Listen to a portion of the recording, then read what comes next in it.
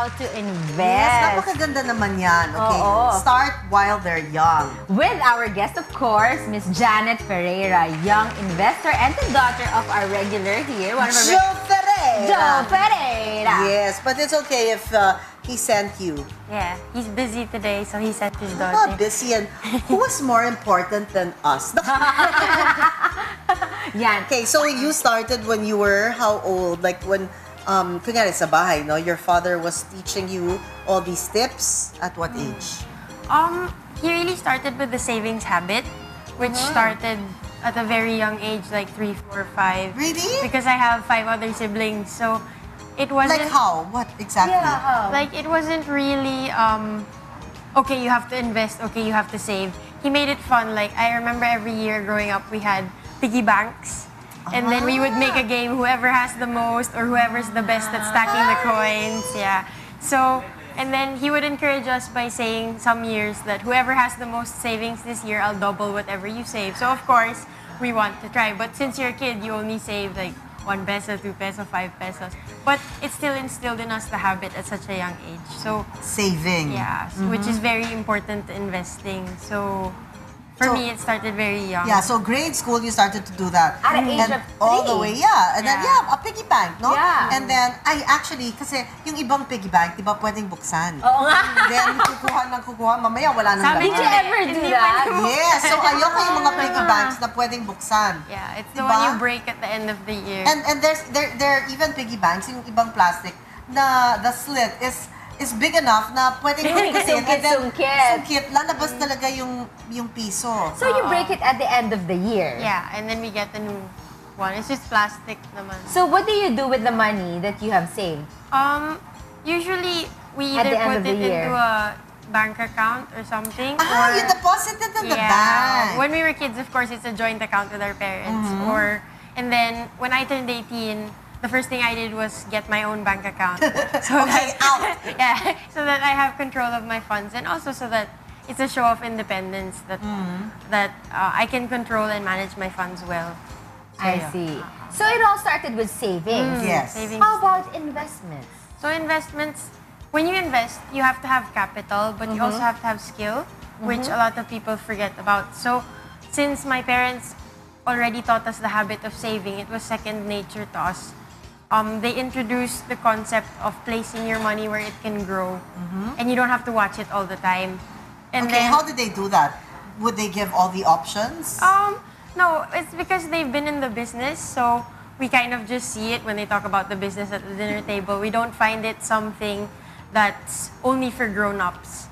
So for us, it's so normal compared to a child who thinks that money is for adults only. So because of that, our parents can trust us to handle our funds well already. Wow. So I'm thinking, she grew up, di ba, like every day, it's ordinary for you. You talk about that. Kasi sa amin, it's so ordinary for us to talk about politics. Yeah, That's how I exactly. grew up. So I'm thinking, would I rather talk about investing and money and saving instead of politics? Hindi naman ikayayaman ng politika. Well, at least para sa amin, hindi. Yeah. Okay, and then your other children, your other siblings, all of you are interested since your parents were like that with you ever since. All of us have the saving habit, and most of us know how to invest. But only me and my older brother really went into the finance field. Everybody else went into arts or medicine. So you work with your father? No.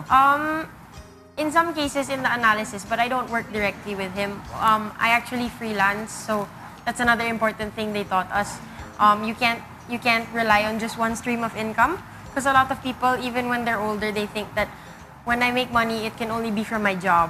But as a young child, they taught us to use our talents to help others and help ourselves. So before, my sister would bake cookies and we'd bring them to school and sell them. So we have other addition to our allowance, because they wouldn't really give us a huge allowance. Like 100 pesos a week was a lot already.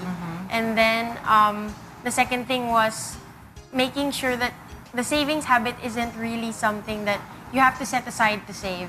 They taught us that it's easier to save when you just spend less than what you make. So if they gave us $100 a week, if we set aside, if we only spend 50 pesos a week, then naturally we have 50 pesos left over to save. So it was very easy for us. And then that added to the additional capital, grew into a habit of finding other ways to make money and become independent. So in high school and college, I began freelance writing. It's just... About that? No, just in general. Okay, writing to earn. Yeah. So you can actually do it from home. And high school and college. Yeah. I want to know, what did your parents tell you? I'm sure they gave you a lot of reasons to save, right? And what was the main reason? Did they explain to you guys why you should save, why you have to be independent? Because children nowadays, you have to explain to them why. They will not just follow blindly. Yes, exactly. Not like when we were younger. We follow blindly. Follow blindly, even without speaking, just their eyes. Yeah. So what did they tell you? What was their explanation?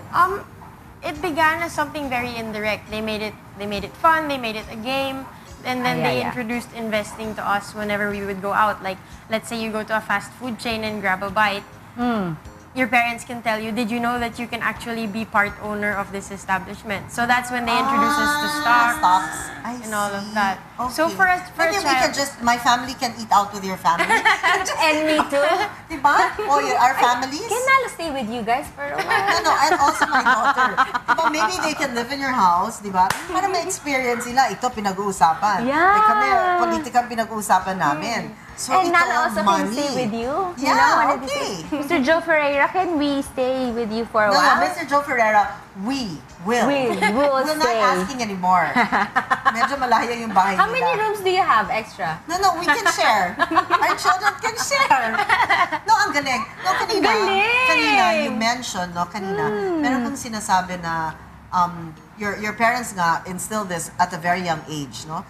So, about saving, hindi yung, kunyari, meron kang 100 pesos, hindi yung, okay, every time binigyan ka ng allowance, you set aside 20 pesos and you're able to spend 80 pesos. But if you look at it in another angle, which is what you're saying, I actually believe that it's better because if you only spend 50 pesos, then you save 50 pesos. Kasi if you save 20 pesos, okay, then you can spend 80. Pero yung pangangailangan mo, hanggang 50 pesos lang naman ang dapat mong bilhin or ang kailangan mong bilhin. So you can actually save more. Kasi feeling mo, if okay, I have 80 pesos to save, you will actually look for things to buy to spend the 80 pesos. But hindi naman kailangan to spend it, di ba? Yeah, exactly. So, in effect, he's already teaching us to live simply. He always used to say, my dad, spend less to save more instead of spend less to save more. Yeah. I like that. See, that's what I mean. That's why I keep saying live simply. I know. Okay, let's ask her for some tips, for us parents. How should we start with our children? Yeah, kasi parang we haven't started that piggy bank. That concept piggy or bank idea. na walang butas sa ilalim, hindi pwedeng buksan. Like you have two. They spreading oxygen. Super. My children really save. Yeah. In my case, hindi ko binibigyan ng allowance, binibigyan ko sila ng sweldo.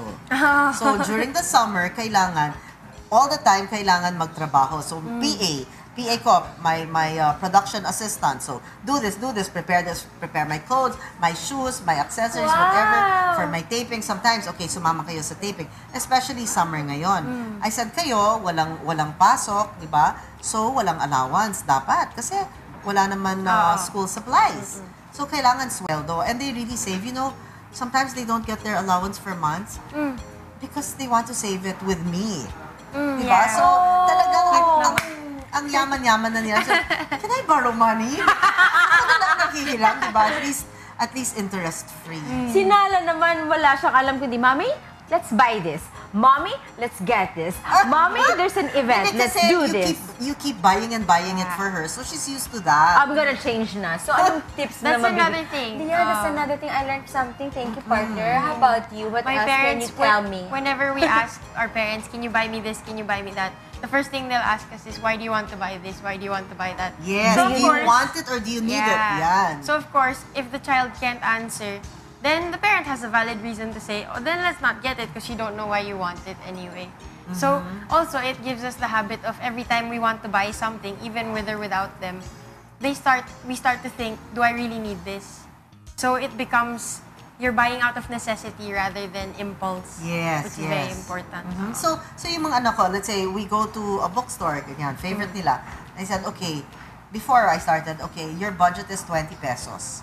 So now, anything more than that, parang, mommy, it's a little mahal. Ganyan. When So, did it's you okay. start them with, you know, those... Grade school pa. Like how old? Nala's age or even younger? Well, as soon as they could choose things to buy. 3, 4. Am I not too Yeah. late if I start now? No, No, it's you're never not too too late. late. Nala's only 6. It's never too late. Oh. Okay. So you should give her a budget. And I said, do you want that or do you need it? Kasi ganyan rin ako for myself. Do I want it or do I need it? And then I said, okay, parang gusto ko lang. Okay, I don't naman need it. Diba? I was telling them before. Yung shoes. Yeah, yung shoe sale, ganyan. Meron naman akong ganito, ibang kulay. Yeah. But ito, gustong-gusto ko because it was like 70% off. Yes. No? And it's really a great deal for me. But hindi ko naman kailangan. Pero syempre, sinukat-sukat ko ilang beses. Yeah, balik-balikan. Walk. Parang goodbye. I just have to say goodbye.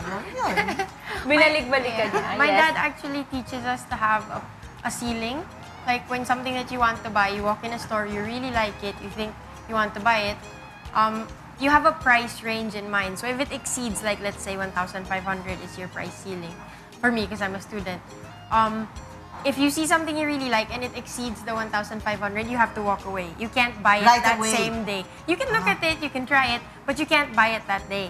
And then if you still want it, maybe the next day. Yes. yes. Then yeah. you can go. Yes, ako palaging ganyan. Like, Yeah. kunyari aalis ako, like I said, ayaw ng Diyos. Then alis na ako. Yeah, And then yeah. kunyari pinapaginipan ko, or I can't sleep. The next morning when I wake up, no, and then you think about Yeah. the thing, di ba? Ay, nakalimutan mo na. Yes. Wow. Yeah, I learned that too. Yeah, Okay, so when we go home, kailangan para sa mga anak natin, we have to get piggy banks. And yes. then we have to teach them everything that you're saying, no? You're eating at this restaurant, you know, you can You can own this. part of this. Yes. Diba? I will Mga record that. ganyan. Can you say that again? Yes, at saka, if Yun. you Do you want spend less, you can save more. And ask them if they want it or, Or do do they they need it? And then explain why. Why? You want it, why? What else, aside from all these things that we've mentioned already? Those are more the saving side and the good habits when it comes to money. That's managing your expense. And the other side is knowing where to put it. So you can actually start by introducing them to a game. You know, naman kids, they love games, iPad, apps, you know. But PSE, the Philippine Stock Exchange, actually has a virtual game. So they don't have to put real money. It's like fake 1 million pesos, but you can actually invest it at the real price of the stock. So it's like you're really investing in stocks, but you choose which stock you want to buy, etc. But it introduces it to them as a game. So they start investing. Okay, let's do that. It's not naman gambling, right? No, it's not. No. Okay. No. Philippine Stock Exchange, of course. All right. Okay, Yes. that's clear, di ba? Galing! Thank you very so much. much. Okay, maybe next time we should just invite you, not You, your not your father. father, No. yeah. Joke! But we It's will a still fair, visit you at your house and live with you for a while. For a while. How long? Maybe one 1 month, month? no? Kasi to form a habit, mga 22 days. So, pa rin ng 1 month? Yeah, 1 month. Parang Okay. hindi masyadong busy. Oo. Thank you so much, Miss Thank you. Janet Ferreira. Yes, huwag po kayong aalis at magbabalik pa rin po ang Rise Session!